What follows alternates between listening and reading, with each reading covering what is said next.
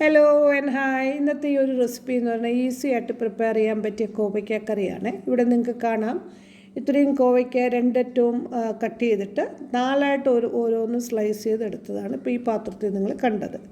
പിന്നെ ടൊമാറ്റോ, ഉള്ളി, പച്ചമുളക്, പിന്നെ ഇഞ്ചിയും വെളുത്തുള്ളി നിങ്ങൾ കാണുന്നത് ചതച്ച് വെച്ചിരിക്കുന്നതാണ്.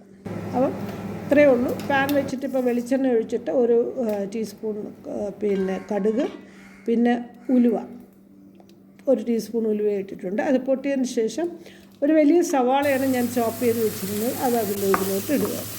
അപ്പം ഇതിട്ട് നമുക്ക് വഴറ്റി ഞാനൊരു 2-3 പച്ചമുളകും കൂടെ ഇടുന്നുണ്ട്. കുറച്ച് ഓപ്ഷണലാണ്. ഞാൻ എരി ഇച്ചിരി കൂടുതൽ എനിക്ക് എല്ലാ കറികൾക്കും വേണം, അതുകൊണ്ടാണ് പച്ചമുളകും കൂടെ ഇടുന്നത്. പച്ചമുളകും കൂടെ ഇട്ട് വഴറ്റി ഈ സമയത്ത് നിങ്ങൾക്ക് വഴറ്റിയതിന് ശേഷം ഇഞ്ചിയും വെളുത്തുള്ളിയും ഈ സമയത്ത് ഇടണം. ഞാനത് ഇടാൻ വിട്ടുപോയി, ലാസ്റ്റിലാണ് ഞാൻ ചേർക്കുന്നത്. അപ്പം പിന്നെ മഞ്ഞൾ, ഇപ്പം 3/4 ടീസ്പൂൺ മഞ്ഞളിട്ടു. അത് നന്നായിട്ട് വഴറ്റിയതിന് ശേഷം 2 ടീസ്പൂൺ മുളക് പൊടി ഇട്ടു. കാശ്മീരി മുളക് പൊടിയാണ്. അതിട്ട് നന്നായിട്ട് വഴറ്റിയതിന് ശേഷം നമുക്ക് ടൊമാറ്റോ ഇടാം. ടൊമാറ്റോയും 2 മീഡിയം സൈസ്ഡ് ചോപ്പ് ടൊമാറ്റോയാണ്.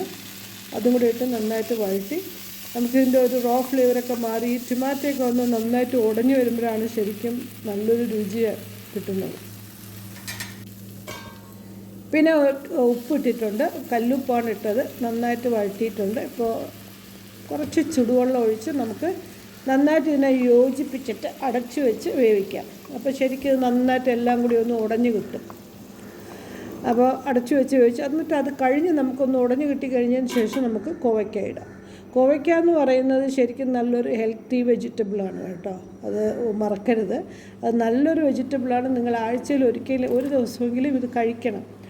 ഡയബറ്റിക്കിനും കിഡ്നിക്കൊക്കെ വളരെ നല്ലതാണ്. ഇപ്പം ഞാനിതിൽ കോവയ്ക്ക ഇട്ടിട്ടുണ്ട്. നമുക്ക് നന്നായിട്ട് മിക്സ് ചെയ്യാം, എല്ലാം കൂടി ഒന്ന് യോജിപ്പിച്ചിട്ട് പിന്നെ കുറച്ച് സ്റ്റീമിൽ അതിരുന്ന് വെന്തതിന് ശേഷം തിളച്ച വെള്ളം അടച്ചു വെച്ച് വേവിച്ചതിന് ശേഷം തിളച്ച വെള്ളം ഒഴിച്ച് വേവിക്കാം. പിന്നെ അപ്പം ഞാൻ നേരത്തെയും വേറെ ചില മെത്തേഡ്സിൽ ഇതേ വെജിറ്റബിൾ ചെയ്ത് റെസിപ്പീസ് ചെയ്ത് അപ്ലോഡ് ചെയ്തിട്ടുണ്ട്.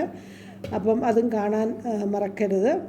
ഫ്രൈയും പിന്നെ കറിയൊക്കെ, മീൻ വെക്കുന്നത് പോലത്തെ കറിയൊക്കെ ആയിട്ട് ചെയ്തിട്ടുണ്ട്. അപ്പം അത് ഞാൻ ശരിക്കും കോവയ്ക്ക വേവിച്ചിട്ടാണ് എടുത്തത്. ഇത് ഞാൻ കോവയ്ക്ക ഡയറക്റ്റായിട്ട് ഇതിലിടുകയാണ്. അപ്പോൾ ഇനി നമുക്ക് വെള്ളം ഒഴിച്ച് ചുടുവെള്ളം ഒഴിച്ച് ഇനി ഇത് അടച്ചു വെച്ചിട്ട് നന്നായിട്ടിത് വേവിക്കാം. ഇതിൽ ഇനി ഞാൻ ചെയ്യുന്നത് വളരെ കുറച്ച് തേങ്ങ അരച്ചൊഴിക്കുന്ന. ഇപ്പം ഞാൻ ഇഞ്ചി വെളുത്തുള്ളി ഇപ്പോഴാണ് ഇടുന്നത്, കണ്ടില്ലേ? ഞാനത് സ്പാറ്റിൽ വെച്ച് കാണിക്കുന്നിടത്താണ് ഇഞ്ചി വെളുത്തുള്ളി ചതച്ച് വെച്ചത് 2 ഇട്ടിട്ടുണ്ട്. ശരിക്കും ഇങ്ങനെ ഇട്ടാൽ അതിൻ്റെ ഒരു മണവും ഗുണവും, നമ്മൾ അത് നേരത്തെ വഴറ്റിയിടുമ്പോഴാണ് അതിന് ശരിക്കും നല്ലൊരു മണവും ഗുണമൊക്കെ കിട്ടുന്നത്. അപ്പം പിന്നെ ചില മറവി പ്രശ്നം അത്രയേ ഉള്ളൂ. അപ്പോൾ പിന്നെ ഇപ്പം ഞാനത് നന്നായിട്ട് സോട്ട് ചെയ്ത് അടച്ചു വെച്ചിട്ടുണ്ട്. ഇനി നമുക്ക് ഈ തേങ്ങ ഒരു പിടിക്ക് തേങ്ങയാണ്, ഒരുപാട് തേങ്ങയൊന്നും വേണ്ട. ഒരു പിടിക്ക് തേങ്ങ ഇട്ട് നന്നായിട്ട് അരച്ച് ഇപ്പം ഞാൻ അതിലോട്ട് ഒഴിക്കുകയാണ്. കണ്ടില്ലേ? കുറച്ച് തേങ്ങ ആ ഒരു സ്വാദിന് വേണ്ടി മാത്രമാണ്. ആ മിക്സിയും കൂടെ ഞാൻ കഴുകി ഒഴിക്കുന്നുണ്ട്. അത്രയും കൂടെ ഒഴിഞ്ഞ് നമ്മൾ ആ ഒരു ഗ്രേവിയൊക്കെ ഇടുമ്പോൾ അതിൻ്റെ മസാലയൊക്കെ അതിൻ്റെ കളറൊന്ന് മാറും, മസാലയുടെ എണ്ണമയമൊക്കെ ഒന്ന് തെളിഞ്ഞ് വരും.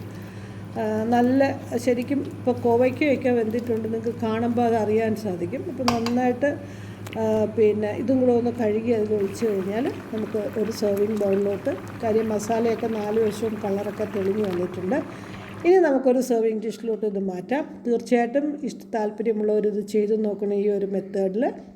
വീഡിയോ ഇഷ്ടപ്പെട്ടാൽ like and share and subscribe ചെയ്യണം, സപ്പോർട്ട് ചെയ്യുക. Thanks for watching my videos. Keep watching. By.